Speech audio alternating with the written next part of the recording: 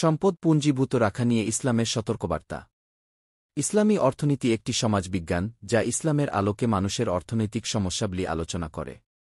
সহজ কথায়, আল্লাহর দেওয়া বিধিনিষেধ রক্ষা করে উৎপাদন, আয়, উপার্জন, ব্যয়, বণ্টন ও ভোগ ব্যবহার সংক্রান্ত সব কার্যাবলী পরিচালনার জ্ঞান ও বাস্তব কার্যক্রম গ্রহণ করে যে অর্থব্যবস্থা প্রতিষ্ঠিত ও পরিচালিত হয় তাই ইসলামী অর্থব্যবস্থা।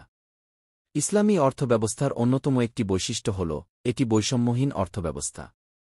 নিম্নে এ বিষয়ে আলোচনা করা হল। মালিকানার দৃষ্টিভঙ্গি। ইসলামের সম্পদ ও সম্পত্তির মূল মালিক মহান আল্লাহ। মানুষ কেবল উৎপাদন প্রক্রিয়ায় তার শ্রম নিয়োজিত করতে পারে। আল্লাহই মানুষের এই শ্রমকে সফল করেন বা ব্যর্থ করেন। যেমন, মানুষ শুধু কোনো বীজ মাটিতে পুঁতে রাখতে পারে, আর সেই বীজ থেকে অঙ্কুর, এরপর গাছ বা ফসল বের করার কাজ মহান আল্লাহই করেন। আল্লাহ বলেন, তোমরা যে বীজ বপন করো সে সম্পর্কে চিন্তা করেছ কি? তোমরা কি তা অঙ্কুরিত করো না আমি অঙ্কুরিত করি? সূরা ওয়াকিয়া আয়াত 6:3-6:4। আল্লাহ আরও বলেন, তারা কি লক্ষ্য করেনি যে আমি তাদের জন্য সৃষ্টি করেছি নিজ হাতে সৃষ্ট বস্তুসমূহের মধ্য থেকে চতুষ্পদ জন্তুগুলো, অতঃপর তারা এগুলোর মালিক হয়। সূরা ইয়াসিন আয়াত 7:1। আয়াত থেকে প্রমাণিত হয়, সম্পদ যে ধরনেরই হোক না কেন তার প্রকৃত মালিক মহান আল্লাহ। অতএব সম্পদের ওপর মানুষের অধিকার শুধু ব্যবহারের। সুষম বণ্টন। পৃথিবীর সব মানুষের মৌলিক প্রয়োজন মেটানোর জন্য যা দরকার আল্লাহ তা সৃষ্টি করেছেন।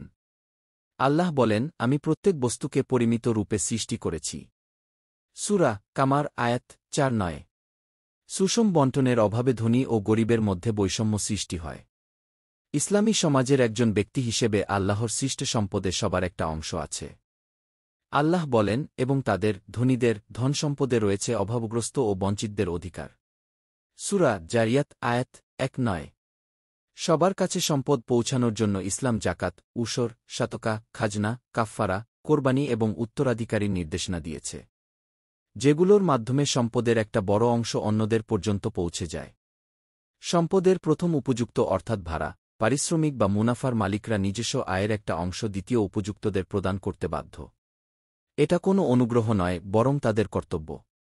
আল্লাহ বলেন, এবং যাদের ধনসম্পদে নির্ধারিত হক আছে যাচ্চাকারী ও বঞ্চিতদের। সূরা মারিজ আয়াত 2:4-2:5। এমনভাবে উৎপাদিত শস্য সম্পর্কে আল্লাহ বলেন, এবং ফসল তোলার দিন তার হক প্রদান করো আর অপচয় করো না।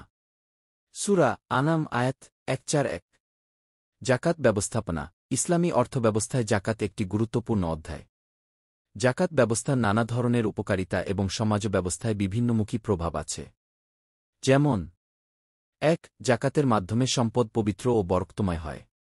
আল্লাহ বলেন, তাদের সম্পদ থেকে জাকাত গ্রহণ করো, যাতে তুমি সেগুলো পবিত্র করতে ও বরকতময় করতে পারো এর মাধ্যমে।